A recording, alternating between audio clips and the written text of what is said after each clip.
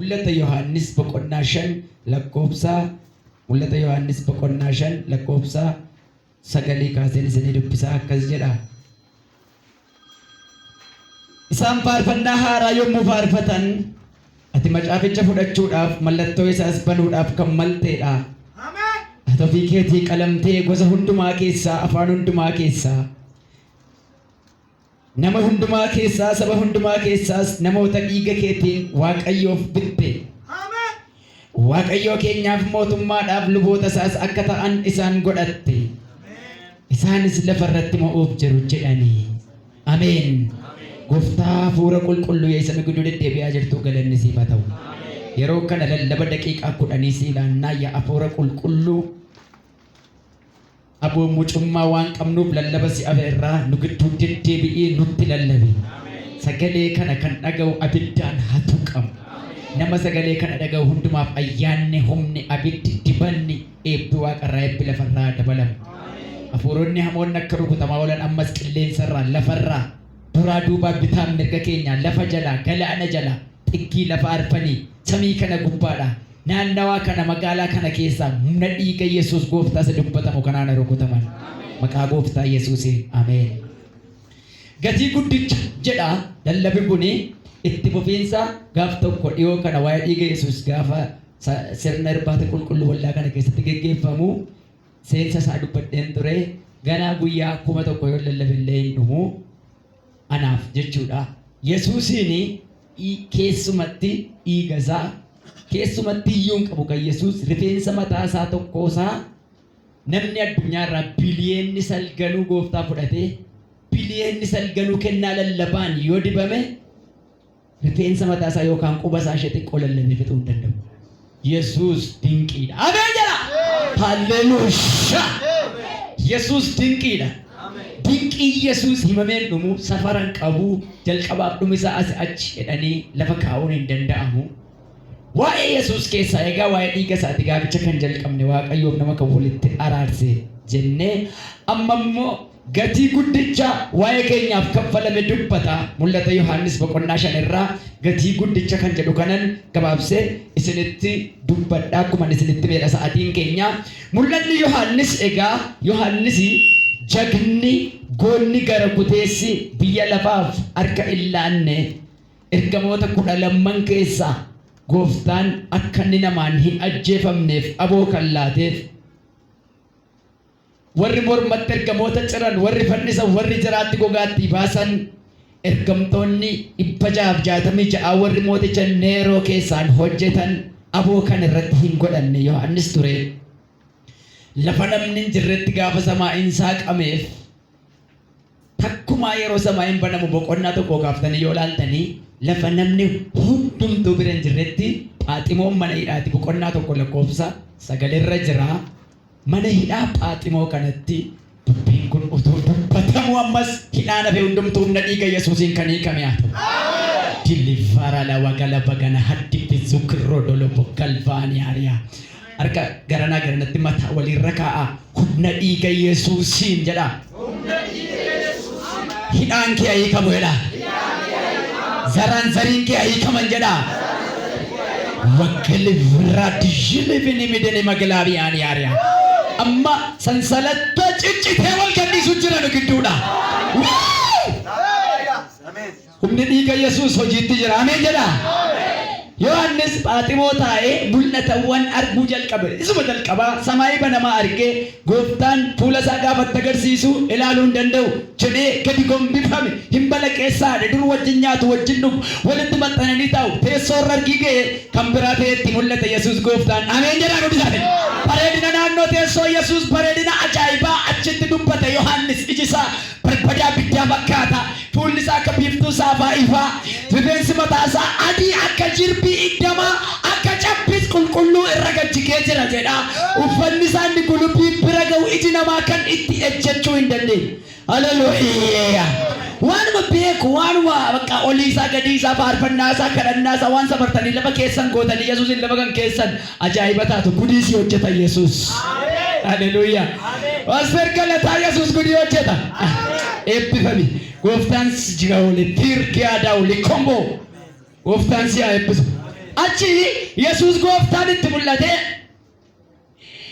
waa'ee waldoota torbanii boqonnaa lamaa boqonnaa afuriitti dubbate. Achiin booda waa'ee hoolichaa, waa'ee teessoo isaa, waa'ee waldoota ergaa arguu fi hundumaa erge booddee Yohaannis boqonnaa afurii kaasee sagada isa waaqa keessaa kan jedhu akkatti waaqa keessaa waaqayyoof sagadan argee boqonnaa 5 irratti immoo mallattoo cufaa tokko argee hoolichis inni teessicha fuuldura karaa harka gidduutti siqee jiru mallattoo cufaa namni banu dhibee waaqa lafarraa uumamni hundumtu wawwaatu Yesuus gooftaan hoolaan qalame inni qalamee du'ee du'a mo'ee du'aa ka'e hoolichi teessicha fuuldura gara gidduutti siqee jiru sun dhaqee mallatticha fudhatee banee jedha Yohaannis.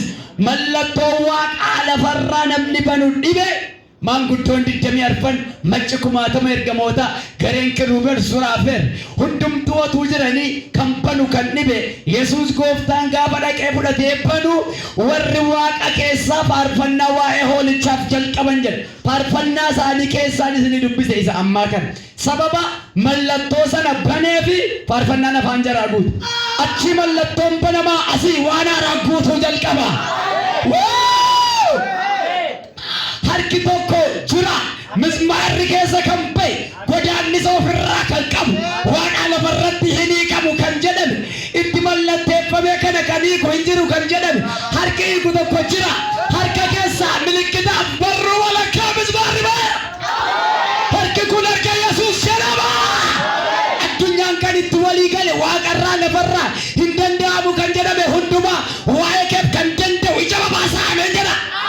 Shakatara wagla biyaaniya akka keessa lol keetal kasana rakkeeffadha waa'ee keef dhimma hafuuraa dhimma foonii dhimma lubbuu dhimma waaqarraa dhimma lafarraa hundumaa hiikuu kan danda'u ani jira jedha. Barruun tokko sabaayii keessaa ol ka'ee jira. Mallattoo hundumaa kan banu saba afaan isaan beekne tajaajilta barama gabbooddee wagla biyaaniya saba si beeku saba si beekne nama maqaa qabu kan maqaa isaatti hin beekne bineensa lagaa muka bakkee albuuda nama keessaa bishaan yaa'u allaatti qilleensa keessa uumama maqaadhaan hin danda'amu hundumaa irratti aboo kan namaa laatu hidhaa kan ta'e hundumaa hiikee aboof gooftummaa mucaa waaqayyoommaatiin kan nama muudu waa'ee keef teessoo araaraa bira harki tokko harkichi mallattoo qaba milikkitaaf mismaarri keessa ba'e. Hallelujah. Harki tokko waaqarraa ol jedheera waa'ee keessaniif yaa warra ameen jedha akka godha harka keessan yaa warra dhiiga oolaa waaqayyoon bitamtanii qulleeffamtanii waa'ee keessaniif faarfannaan nagaan isa hojjeteef warra dhimmi isaanii hojjetame wal bira kaa'aniitu galanni siifate ameen jennaan. Ati dhiiga kee dhangalaaftee abeet dhiiga kee dhangalaaftee waaqayyoof namoota bittee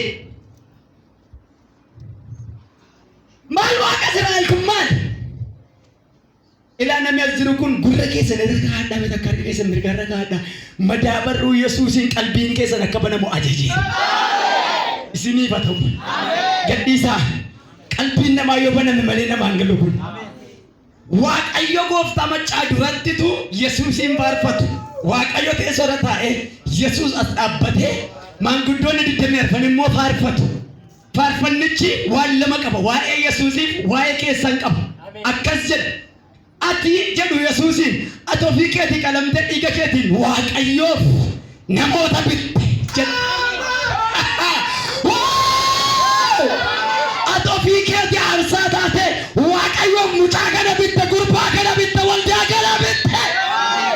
Ati maal taate ofii keetii qalamtee isaan kun sanyii nama hundumaa gosa nama hundumaa afaan dubbatamu hundumaa keessa warra waaqayyoof furaman warra hiikaman warra furaman warra maqaan isaanii galmee jireenyaa qabate qabeenya dhuunfaa waaqayyo gooftaa maccaa qabeenya waaqayyo kan gooti jedhee agarsiifatu ati qabeenya waaqayyooti ati dhuunfaa waaqayyooti ati qabeenya dhuunfaa waaqayyo gooftaa maccaati ati qabeenya waaqayyooti ati waaqayyoof qabeenya dhuunfaati isin waaqayyoof qabeenya dhuunfaati isin waaqayyo gooftaa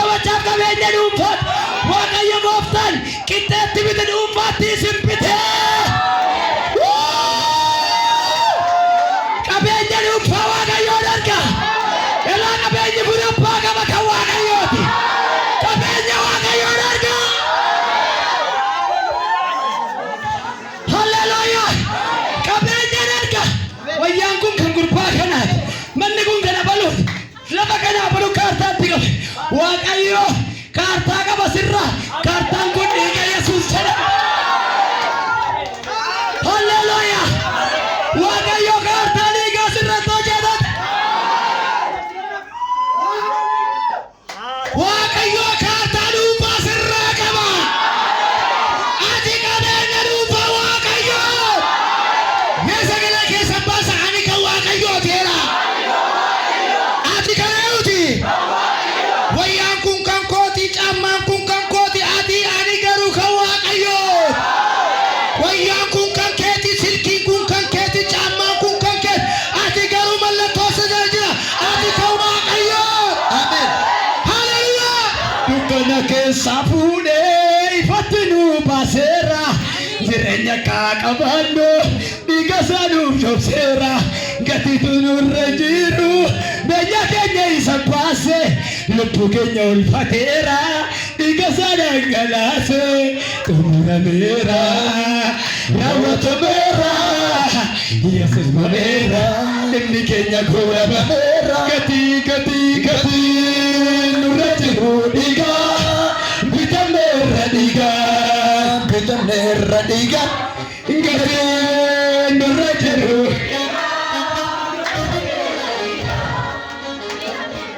Harka keessa mirga ol kaasaa ergaan isin qaba. Hallelujah. Amen. Wayyo. Amen jedhaa guddisaati. Abeet. Abbummaan mul'ata isinirraa. Waaqayyo kuma gadi qabee kan kooti kun jedha. Nami gaafatu jiru. Seetanni gaafatu mootonni gaafatan kan kooti jedha. Attam jennaan attamitti kan Waaqayyoo taane jennaan maanguddoonni diddameerfan seemaatti baasanii faarfatan. Isaan kun kan Waaqayyooti. Eessa fuudhe? Yesuus tuni gambite. Seemaatti baasanii waa'ee kee faarfataa jiru Waaqarra. Waa'ee kee Waaqa gubbaadha. Bifa faarfannaan fuula Waaqayyoo duratti dhiyaataa jira. Sikaatar jabbelee fekkii wajjin waa'ee kee bifa faarfannaan fuula Waaqayyoo duratti dhiyaateera. Abbaan qabeenyaa kee Waaqayyo gooftaa machaatu. Abbaan qabeenyaa kee abbaan qabeenyaa abbaan dhiigaan kan abbummaa fudhate deebee ganeetu waariyaa. Hallelujah. Isaanis jedhataanse isaanis sanyii hundumaa afaan hundumaa qomoo hundumaa biyya hundumaa viizaa Kanaadaan qabanii mattaawaqaa qabalee qabanii biyya hundumaa sanyii nama hundumaa keessa Waaqayyo isa bara baraan jiraatuuf luboota ta'anii mana qulqullummaa isa Waaqarraa keessatti Waaqayyoof bara tokkoof bara lamaan miti bara lakkoofsa hin qabneef Waaqayyo hojjechuuf jira. Kun kan dhagaa miti kan namaati. Kun kan keeti. Kun kan abbootii qabeenyaa miti kan warra addana jirtan kanaati. Harka keessa raasaa ameen jedha. Isin luboota mana qulqullummaati. Isin mana qulqullummaa Waaqayyoo keessatti bara baraan Waaqayyoo bakka hojjettaniif viizaa citeera. Abbaa qabeenyummaan mirkanaa'eera. Falmiin waa'ee keef jiru murtii argateera. Ijibbaati xumurameera. Dhaddachi cufameera.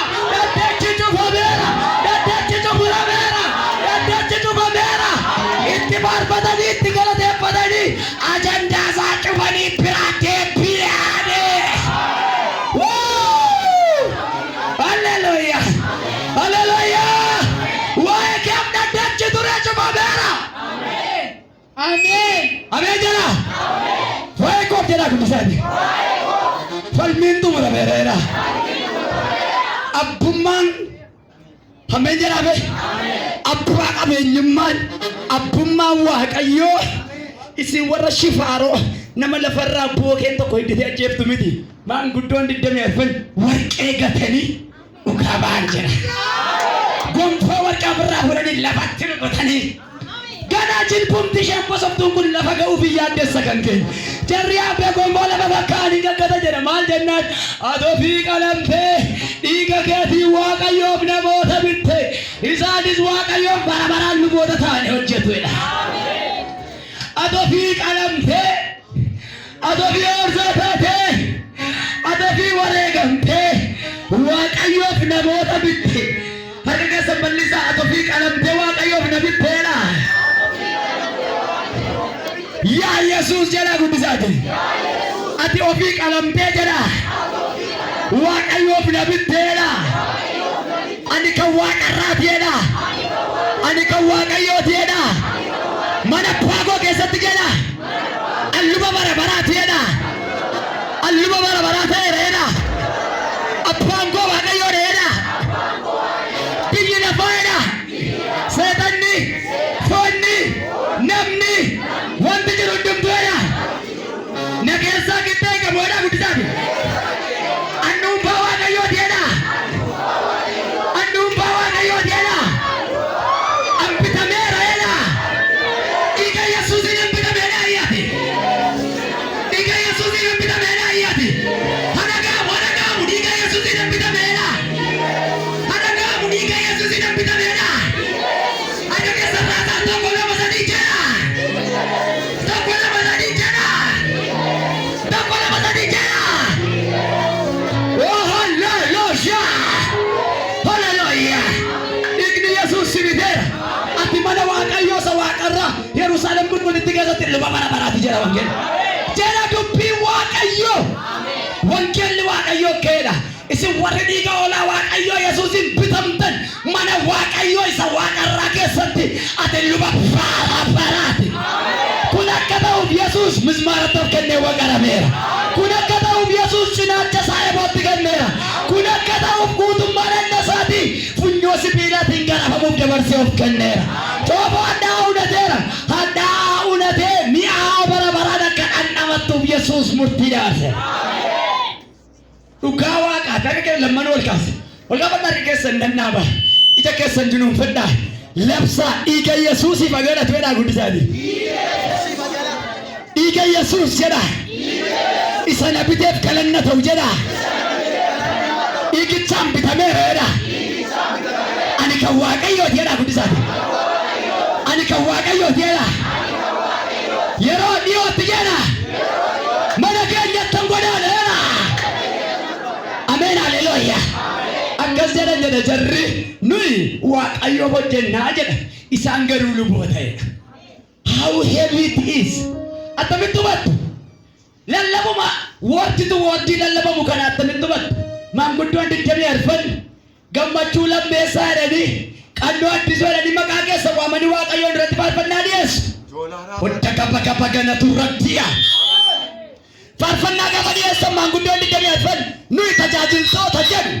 Ergamoonni Waaqarraa nuyi Waaqayyoof hojjenna jedhu. Isaan kun garuu luba bara baraati jedhu.